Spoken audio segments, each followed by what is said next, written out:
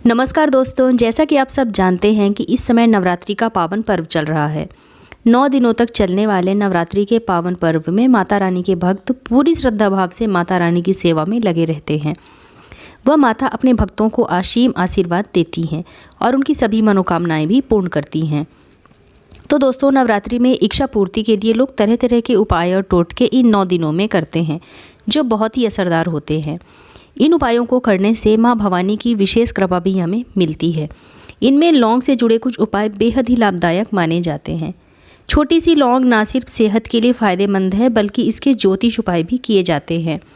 नवरात्रि में लौंग से जुड़े इन उपायों को अगर हम कर लेते हैं तो हमारे घर में सुख समृद्धि आती है और हमारा घर धन धान्य से भरा रहता है। तो आइए अब जान लेते हैं नवरात्रि में करने वाले लौंग के कुछ आसान से उपायों के बारे में। तो दोस्तों, इन उपायों को करने के लिए आपको केवल 2 लौंग की ज़रूरत है और ये 2 लौंग आपके जीवन में चमत्कार ला देंगे। सबसे पहले आप ये जान लीजिए कि जिन लौंगों का प्रयोग आप नवरात्रि में विशेष उपायों के लिए अपनी समस्याओं को दूर करने के लिए करने वाले हैं, वो दोनों लौंग बिल्कुल साबुत होने चाहिए। टूटे हुए और उनके फूल गिरे हुए बिल्कुल नहीं होने चाहिए।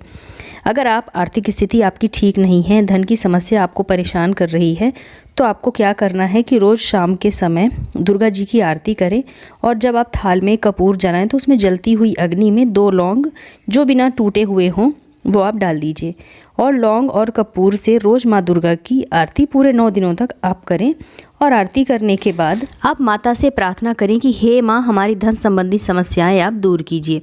निश्चित रूप से आपकी धन की समस्या दूर होगी और आपकी आर्थिक स्थिति भी मजबूत होगी।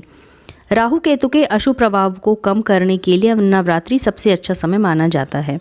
लौंग के टोटके से राहु केतु के बुरे प्रभाव को कम किया जा सकता है। नवरात्रि में हर दिन आपको लौंग का दान करना चाहिए। इसके अलावा नवरात्रि में शिवलिंग पर रोजाना लौंग का जोड़ा चढ़ाइए। ऐसा करने से आपकी कुंडली से राहु और केतु के अशुभ प्रभाव खत्म होते हैं और आपके घर में सुख शांति और खुशहाली आती है।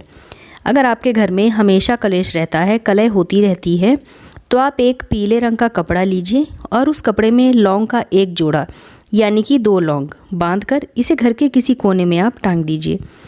इससे आपकी सभी परेशानियां दूर हो जाएंगी और आपके घर में कलह कलेश हमेशा के लिए बंद हो जाएंगे।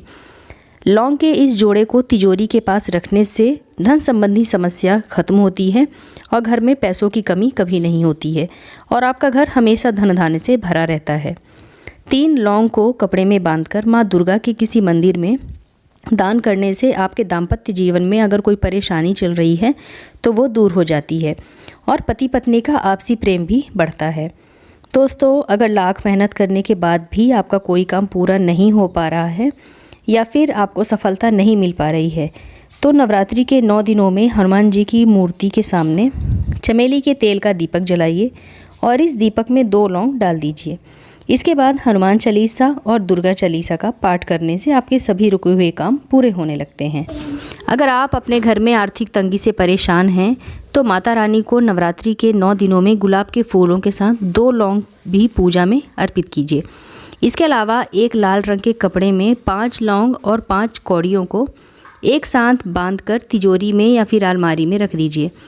ऐसा करने से माँ की कृपा आपके ऊपर सदैव बनी रहती है और घर में धन के आगमन के सभी रास्ते खुल जाते हैं और घर में धन की बरकत भी होने लगती है।